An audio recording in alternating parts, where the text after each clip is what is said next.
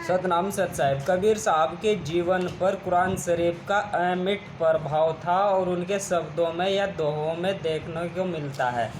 कुरान शरीफ का एक प्रमुख आयत है पाठ है उतलु मा उहिया 21 और सूरत लुकमान में आयत नंबर 27 है। तो इसमें लिखा है आयत नंबर 27 पर, और धरती में जितने वृक्ष हैं यदि वे सब लेखनी हो जाए और यह समुद्र हो जिसे सात और समुद्र रोशनाई पहुँचाए, यानी चाहे सातों समुद्र के पानी की हम रोशनाई जो है बना लें, तब भी अल्लाह की बातें लिखने से समाप्त नहीं होंगी। निसंदेह अल्लाह प्रभुत्वशाली और तत्वदर्शी है और सर्वसमर्थ और सर्वशक्तिमान है, यानी सब कुछ करने वाला है। असंभव को भी संभव और संभव को असंभव करने वाला वही मालिक है और सारे संसार का रब है। तो हम उसके वर्णन को, बखान को, उस मालिक के बखान को अपनी भाषाओं में नहीं कर सकते हैं। चाहे सारी धरती की लेखनी कर वो कागज़ बना ले और सभी वनों के जो है पेड़ पौधों की लेखनी बनाने का कलम बना ले, तो उसका वर्णन तब भी नहीं लिखा जाता है।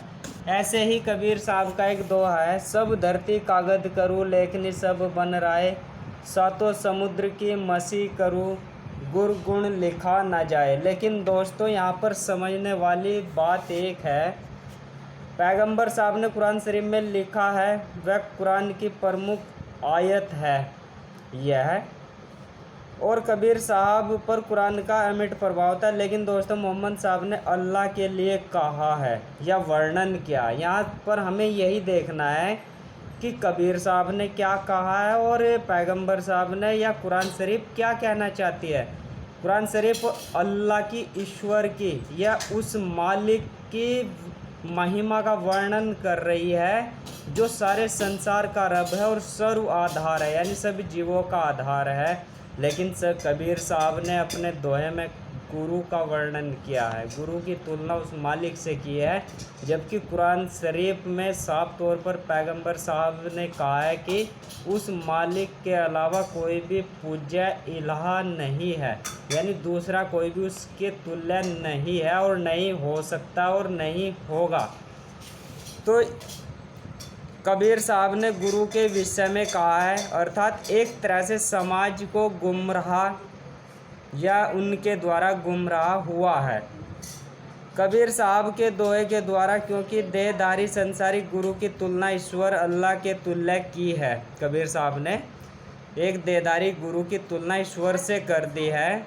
तो यहाँ पर आजकल के जो गुरु हैं उन्होंने इसका फ़ायदा उठाया है, जो मोहम्मद साहब की नज़रों में गलत है। अल्लाह के समान कोई दूसरा इलाहा व पूज्य है ही नहीं और यह वास्तविकता है। उस मालिक की तुलना किसी से नहीं की जा सकती है। और आज समाज गुरुओं के चक्कर में फंस गया है और गुरु शिष्य से तन मन धन लेने के चक्कर में शोषण कर रहे हैं। और मोहम्मद साहब ने बिल्कुल सही कहा था। और या फिर कबीर साहब के गुरु से मतलब, यानी गुरु जो कबीर साहब गुरु कहते हैं उनका मतलब हो सकता है ईश्वर या मालिक से ही हो या होना भी चाहिए। अब जो कल की आने वाला है इस समय, वह गुरु के चक्कर से दुनिया को निकाल करके ईश्वर अल्लाह को ही पूज्य करवाएगा, यानी उसकी बताया हुआ सभी को बताएगा कि उसकी तुलना में संसारिक गुरु कुछ नहीं है, वही मालिक सभी गुरुओं के द्वारा पूज्य है और सभी साधारण मनुष्यों के द्वारा भी पूज्य है, उसके समान दूसरा कोई नहीं है।